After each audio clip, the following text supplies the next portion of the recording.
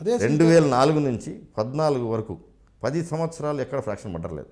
అదే సీతారామాంజనేయులు గారి హయాంలో కపట్రాల వెంకటప్ప నాయుడు హల్చల్ ఉన్నప్పటికీ అతను ఏం చేయలేకపోయినారు కదా.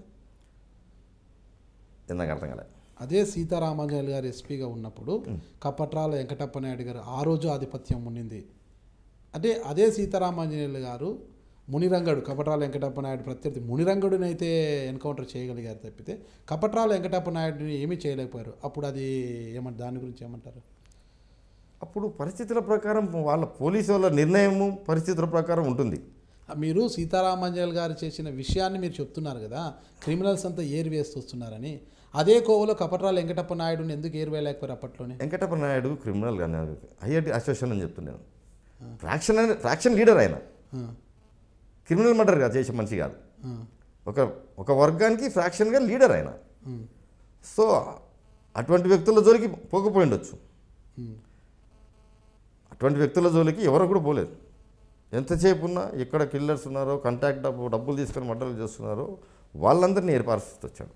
సో ఆ విధంగా పోవడం వల్ల ఫ్రాక్షన్ తగ్గుతూ వచ్చింది. కాంట్రాక్ట్ కిల్లర్స్ మాత్రము వేస్తూ వచ్చారు. సరే, ఇక్కడ ప్రభుత్వ హస్తం ఉందా లేదా అని మనం కాస్త పక్కన పెడితే, మీ నారాయణ రెడ్డిని, అంటే మీ పార్టీ పత్తికొండ నియోజకవర్గ ఇన్ఛార్జ్ నారాయణ రెడ్డిని హత్య చేయించింది ఎవరు అని మీరు భావిస్తున్నారు?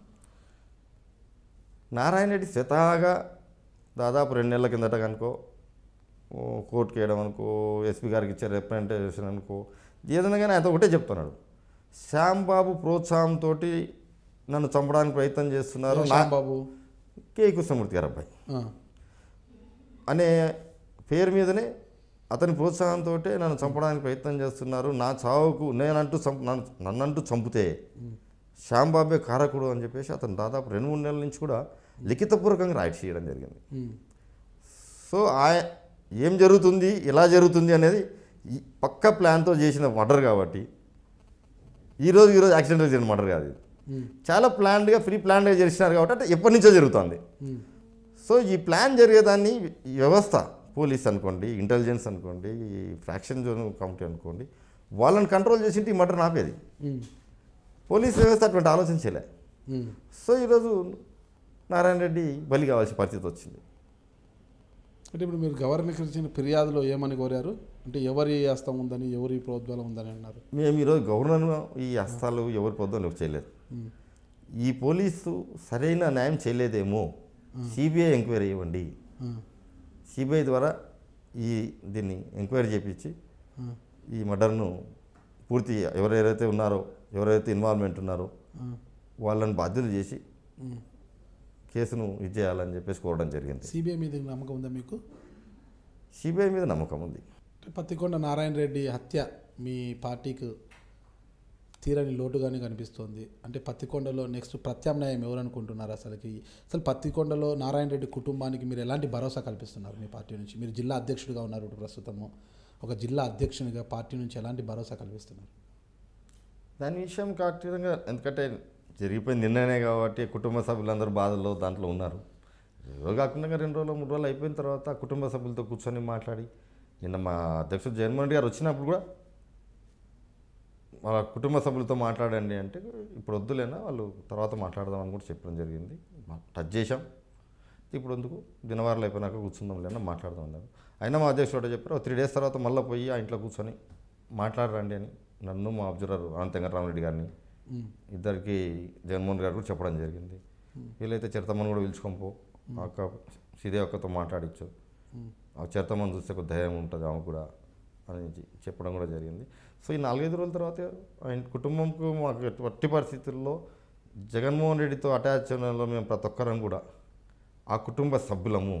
రాజశేఖర రెడ్డి కుటుంబం, రాజశేఖర రెడ్డి గారు మాకు తండ్రితో సమానము, ఆ విధంగానే ఉండాలా అనే అభిప్రాయంతో నేను ఏ విధంగా ఉన్నానో నారాయణ రెడ్డి గారు కూడా అటే ఉన్నారు. సో మా పార్టీ ఆ కుటుంబ సభ్యుల్లో ఒకరు వాళ్ళు కూడా అని చెప్పి ఉద్దేశంతో మా సాయశక్తుల పార్టీ పరంగా అన్ని రకాలుగా మా అధ్యక్షుల గారికి చెప్పి ఆ కుటుంబానికి అన్ని రకాలుగా అండగా ఉంటామని చెప్పి తెలుసు. నారాయణ రెడ్డి గారి భార్య, అంటే ఎవరైతే హత్యగా పడ్డారో నారాయణ రెడ్డి గారి భార్య శ్రీదేవి గారికి ఏమైనా ఇన్ఛార్జ్ పదవి ఇచ్చే అవకాశం ఉందంటారా? ఈ ఇన్ఛార్జ్ అనేది ఇప్పుడు అనుకోలేదు. ఇంకా వాళ్ళ ఇంట్లో అందరితో కూర్చొని, ఎందుకంటే వాళ్ళు నారాయణ రెడ్డి గారికి ఒక బ్రదర్ ఉన్నారు, ప్రదీప్ రెడ్డి గారు, తర్వాత చిన్న తమ్ముడు గారు ఉన్నారు, తర్వాత వాళ్ళ జాయింట్ ఫ్యామిలీ, ప్రస్తుతం వాళ్ళగా జాయింట్ ఫ్యామిలీ కాబట్టి వాళ్ళందరి కుటుంబ సభ్యులను కూర్చొని మాట్లాడదామని నిర్ణయం చేసుకున్నాం.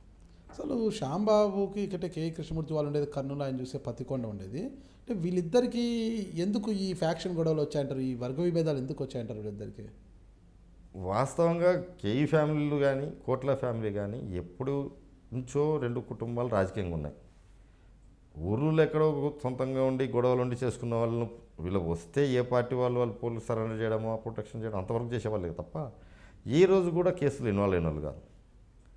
కానీ ఈరోజు అనుకోకుండా రేపు ఎమ్మెల్యేగా నిలబడాలా అనే ఒక ఆలోచనతో శ్యాంబాబు పత్తికొండ నియోజకవర్గం తిరగడం వల్ల ఈ చిన్న వయసులో తెలియక కొంతమంది మాటలు విని ఏదైనా చేసిండొచ్చేమో అనే అభిప్రాయం కూడా నేను, ఎందుకంటే ఎంతమంది ఆడ కనపడారో అభిమానులు, నారాయణ రెడ్డి గారి అభిమానులు, ప్రతి ఒక్కరిని కూడా శ్యాంబాబు పేరు చెప్పడం జరుగుతుంది.